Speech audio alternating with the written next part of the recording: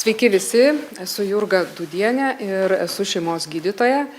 Ir yra iš tikrųjų tekę dalyvauti toj geroj praktikoje, kai dirbau regione ir buvau mažo miestelio šeimos gydytoja, tai turėdavom tokių nedraustų asmenų ir tikrai praktikoje pačiai tekę yra dirbti Trakų rajone ir per 11 metų visada buvo skatinama, jeigu tik tai yra nedraustas, siūskit, tikrai bus apmokėta ir tikrai nuotraukoms, kažkaip tai aišku turėdavom įkalbinti, tai aš pradedu iškart su refleksija apie tuos bendruosius skaudulius ir tiesiog perbėgsiu, parodysiu, kaip atrodo šeimos gydytojo kabinete visas darbas. Tai mes tikrai turime labai aiškius reglamentuojančius teisės aktus, turime jų didelės paklodės, turime tiesiog norisi įsivardinti, kurių metų tai teisės aktai išleisti. Vienas iš pagrindinių yra praktiškai tai 1999 metų gegužės 7 aktas. Tai teisės aktas jisai turėjo labai daug keitimų. Tai aš dabar pabandžiau besiruošdama peržiūrėti, kaip galėtų naujas žmogus atėjęs į sistemą, naujieji šeimos gydytojai įsiliejantis, kad taip visą teisės aktą perskaityt nuo pradžios iki pabaigos, kaip sakant, kaip per kokią olimpiadą gali pasijausti iš tikrųjų. Tai labai daug keitimų, labai nepatogus teisės aktas, bet esmė tai yra gana glaudžiai ir gražiai sudėta Nacionalinės visuomenės sveikatos centro prie sveikatos apsaugos ministerijos puslapį. Praktiškai atsiverti ir ten yra viskas papunkčiui sudėta. Gana smulkus, ar ne šitam ekranui pritaikyti tekstai, bet yra labai aiškiai išvardintos rizikos grupės, į kurias mes turime atkreipti dėmesį. Tai ne tik asmenys, kurie turėję sąlytį su atvira tuberkuliozė sergančių arba jau su ta latentinė, ar ne, pažymėta ir tą visą ratą mes turėtumėm išsiųsti, pasitikrinti. Bet ir asmenys, kurie turi imunodeficitinės būklės, kurie turi lėtinės ligas, tai jie automatiškai yra didesniai rizikoje. Mes ir juos galėtumėm periodiškai iš tikrųjų ištirti, kartais taip ir atsitinka. Paskui parodysiu, paakcentuosiu kur. Jeigu kolektyviai yra nustatoma, tai visas kolektyvas automatiškai. Čia nežinau, turbūt nebėra nuslepiama informacija, gal daug stigmos, gal iš tikrųjų bendradarbiams nieks nepasisako, tai tada iš vis atrodo vienas, nes kartais būna patikros, aš irgi jas parodysiu, kaip jos atrodo, įmonėse. Ir iš tikrųjų, kai kurie renkasi įmonių darbdaviai paprastesnį kelią, kad nereikėtų išleisti darbuotojų, atlikti rentgeno nuotrauką, atlikinėja serologinius tyrimus. Tai prie jų šiek tiek paskui paakcentuosiu. Tai reiškia asmenys, kurie uždaruose kolektyvuose gyvena, ne tik atėję padirbėti, bet jau visai uždaruose kolektyvuose, dėl ko mes ir siunčiam į socialinės įstaigas, į socialinių paslaugų centrus vyresnio amžiaus, paprastai tai yra žmonės neturintys artimųjų, kuriems reikalinga visą parą priežiūra, bet jie gali pusiau gyventi, vadinkim, savarankiškai, tai tuos asmenys mes irgi ištiriam. Jeigu mes juos keliame į kažkokį tai glaudų labai kolektyvą, tai aišku, tai kiek yra anksčiau tekę, kur būdavo dar dideli gausūs vaikų namai, kiekvienais metais mes ne tik 7-mečius tyrėme, prie jų prieisiu, prie tuberkulino paakcentuosiu dar šiek tiek,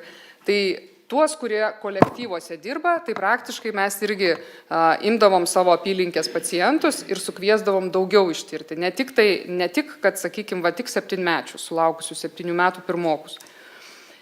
Jeigu peržiūrėti, kas priklauso rizikos sirgti tuberkuliozę grupiai, tai, kaip ir minėjau, gražiai puslapyje viskas išvardinta, galėtų, aišku, ir visuomenė tuo domėtis, bet turbūt pradeda domėtis tada, kai susiduria savo aplinkoje, tai tada turbūt tikrai perskaito. Ir manau, kad čia tada tas toks ir atėjimas, ir pats visuomenės švietimas, jisai tikrai privalo būti, gal jis net ir gausesnis galėtų būti. Nes kai kurie puslapiai tiesa neatsidaro iš tikrųjų NVSC puslapyje pasmulkinti. Migrantai Jeigu tai pažiūrėt ar ne, dar viena dalis, mes turime dabar situaciją su padidėjusiu skaičiu živ nustatytų atvejų, tai automatiškai turime iš tikrųjų aktyviau žiūrėti, nes ten šalia gali būti ir tuberkuliozės atveju iš tikrųjų. Ir kaip ir miniu, visi, kurie pacientai, ar tai būtų suaugę, ar tai vaikai, kurie turi lėtinės ligas, kurie gydomi imunosupresantais, dabar daug labai biologinės terapijas gaunančių pacientų, tai jiems irgi aktualu iš tikrųjų žinoti, kad karts nuo karto reikėtų ir šią sritį pasitikrinti. Ir vat aš prieinu, kur mes iš tikrųjų pagaunam labiausiai tuos pacientus, vadinkim, visiškai sveikus ar ne, tai yra didelė grupė darbuotojų įvairių profesijų, kuriuos mes privalome patikrinti kartą metuose. Ir darbdavys yra įpareigotas. Ir kaip aš miniu, kad iš tiesų paprastai išleidžiami yra darbuotojai pasitikrinti sveikatą į savo gydymo įstaigą arba į specialią, kur turi sutartį, kur turi kažkokias ir nuolaidas ir daugiau atraktyviau kažkaip pritraukia, kad daugiau nueitų tikrai motyvuoti pacientai, žmonės patys, darbuotojai savo sveikatą pasirūpinti. Tai tie žmonės, sakykime, kreipiasi į gydymo įstaigas, kur jau atliekamos, bet yra tikrai nemaža dalis įmonių, kur stebiu, kad atlieka vietoje serologinius tyrimus. Ir iš tų serologinių tai yra kvantiferonas. Tai kas yra įdomaus, tai tiesiog apie tos skirtumus paskui papasakosiu su tuberkulinu. Ir noriu dar grįžti vis tiek prie tų teisės aktų. Viskas tvarkoj, galiojanti redakcija, čia smulkios raidės, bet čia 2022 galiojanti paskutinė redakcija. Mes tikrai galime ir pažiūrėkit, kokį didelį apimtį galima apimti žmonių, kuriems kartą metuose privalom patikrinti, atlikti rentgenografinį tyrimą. Suaugusių atveju tai yra kaip auksinis standartas, teisingai. Tai darbai ir veiklos. Tai visi, kas gamina maistą, čia smulkiom raidėm išvardinu. Visi, kurie prisiliečia nors kažkokiu tai būdu ar gamybą, ar nunešimų, tai yra padavėjai ant stalo klientui, ar ne, ir viskas, kas su maistu susiję.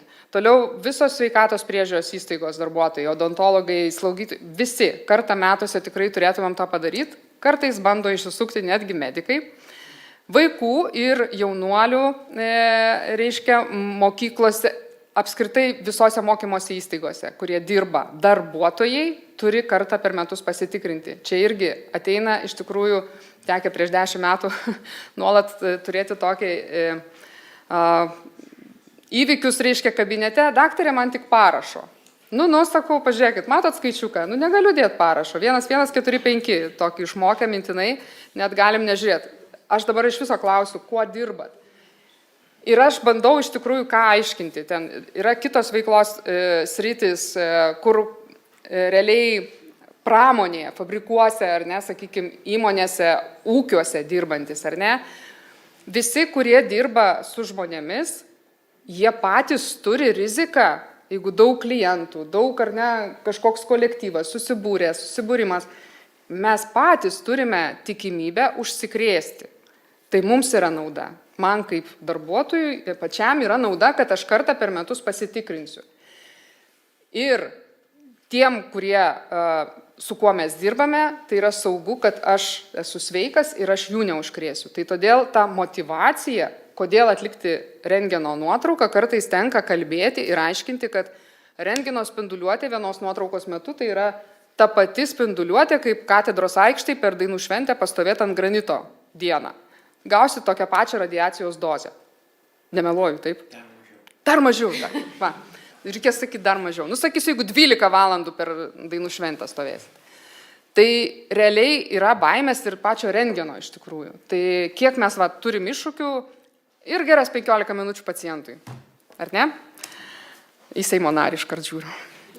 Tai jeigu mes kalbėsim toliau iš tikrųjų asmenų, kuriems yra leidžiama dirbti iš anksto pasitikrinus ir vėliau periodiškai tikrinant sveikatą dėl užkrečiamų ligų kartą metuose, yra įpareigojimas darbdaviams.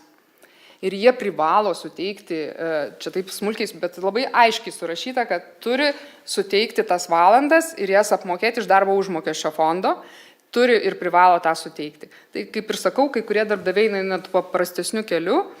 Ir čia tokie realūs atvejai, real world data, kaip atrodo, dar mes vis turim knygeles, kartais būna elektroniniai sveikatoj, bet tarkim, kad pasitikrinti nuo užkrečiamų lygų nieks neteina, kur e-sveikatoj yra atžyma, kokie rizikos veiksniai. Ten ateina tik tai video terminalais besinaudojantis darbuotojai akių pasitikrinti.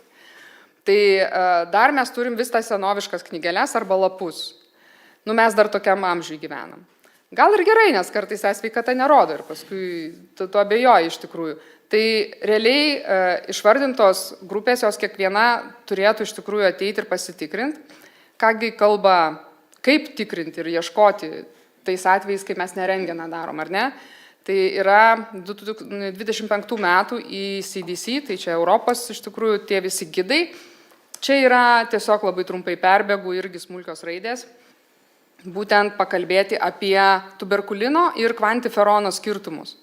Apie tai kalba ir visgi mes, kai vaikus 7-mečius ar ne žiūrim ir kitas socialiai jautres grupės, tai yra, vadinkim, socialiniuose būstuose gyvenančius, kurie turi galbūt menkesnį maistą savo aplinkoje, galbūt iš tikrųjų tie, kurie gyvena kolektyvuose, kaip anksčiau būdavo, gerai dabar yra mažesni vaikų grupės, mažesnės šeimomis gyvena. Bet jie visi yra kviečiami atlikti tuberkulino testą ne tik 7 metų. Ir vyresni vaikai, ir suaugę gali tai atlikti.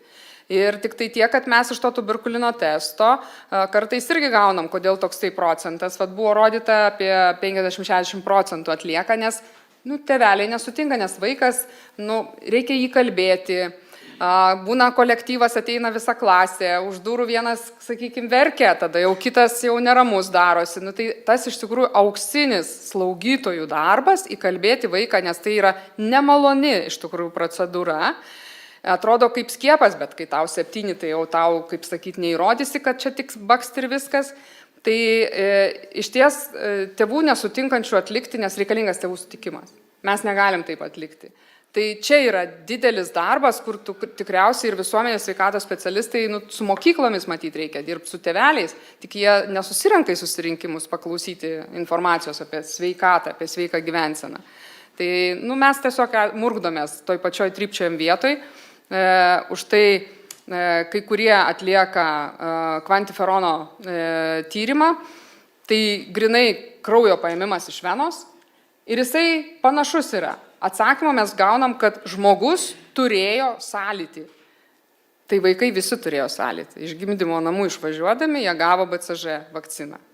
Ir paskui ta tokia gaunasi šiek tiek interpretacija. Bet mes jau čia daug darbo nedarom, mes siunčiam kolegom, specialistam ir jie jau tada pasako, ar čia vis dėlto yra kažkiek tai jau tos daugiau negu rizika. Tai ar jau ten mes galim diagnozuoti ligą ar ne.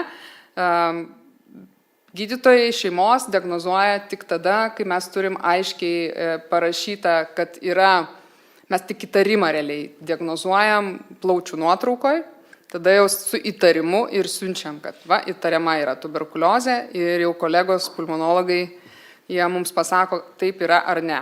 O su tuberkulino taip pat atvejus mes irgi perdodam, kodėl nevyksta tas perdavimas, tai irgi nei teisintis, nei ką nesinori, bet matyt dar to tokio supratimo, kad mes iš tiesų negražiai atrodom Europoje ir pasaulyje dar nėra. Tai aš daugiau nedaug žodžiauju.